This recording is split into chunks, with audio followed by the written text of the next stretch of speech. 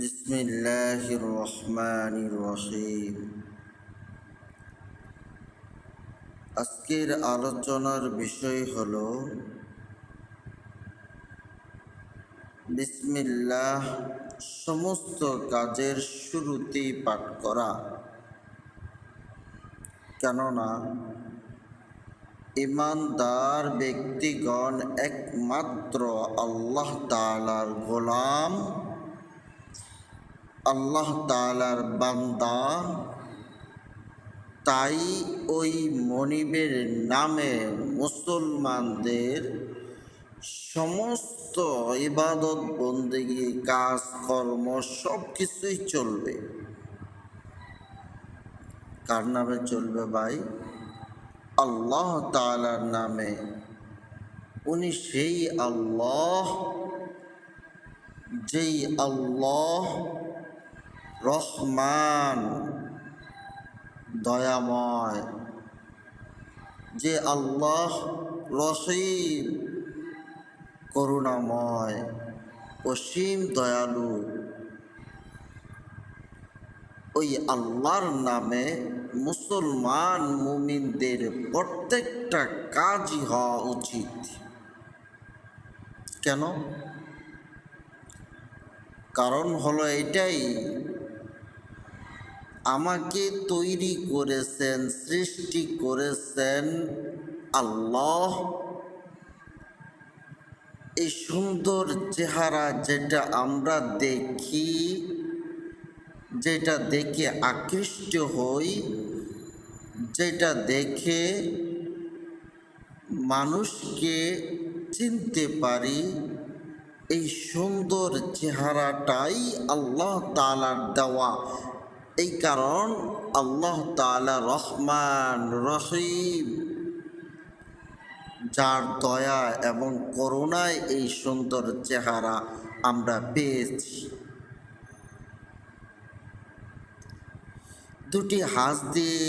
দুটি হাত দিয়ে কাজকর্ম করি, দুটি হাত দিয়ে অসংখ্য অগণিত টাকা পয়সা ইনকাম করি। বুঝ হওয়ার পর থেকে মৃত্যু পর্যন্ত দুই হাতে রোজগার করি। স্বাভাবিকভাবে দেখতেছি আমি রোজগার করতেছি, অথচ এই দুইটা হাত আল্লাহ রব্বুল আলামিনের দেওয়া দয়া, মায়া, করুণা আমাদের উপরে। এই দুটি চক্ষু দ্বারা আমরা দেখি, দুটি চক্ষু আল্লাহ তাআলার দান। দুটা পা দিয়ে চলাফেরা করি, দুটা পা আল্লাহ তাআলার দেওয়া একটি রহমত। শরীরটা অসুস্থ হয়ে হাসপাতালে শুয়ে থাকলে বোঝা যায় মানুষের উপরে আল্লাহ তাআলার রহমত কতটা গুরুত্বপূর্ণ। মুহতারাম হাজিরিন,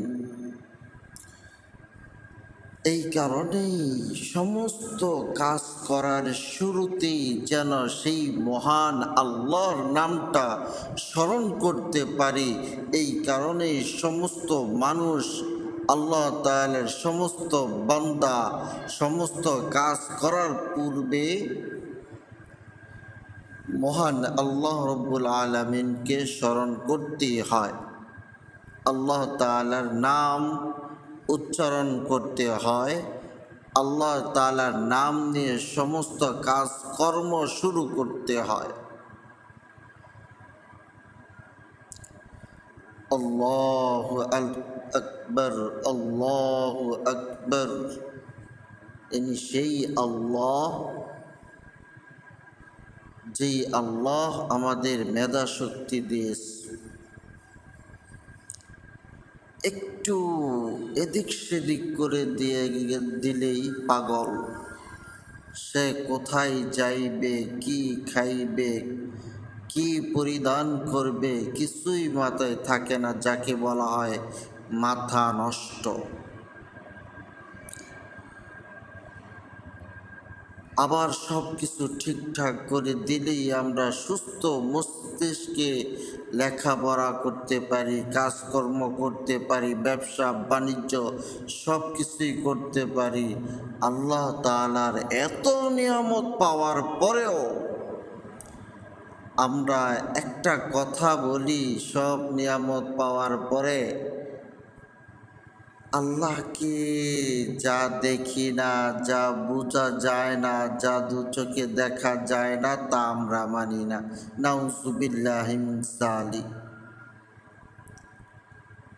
মুহতারাম হাজিরিন, বুঝতে হবে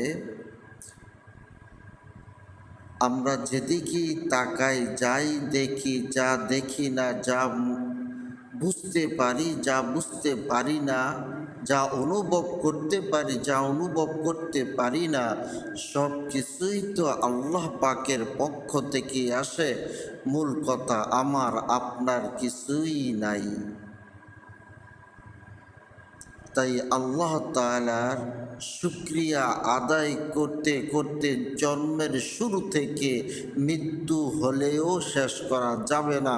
আল্লাহ তাআলার সামান্য ছোট একটি নাম কি উচ্চারণ করতে পারবো না?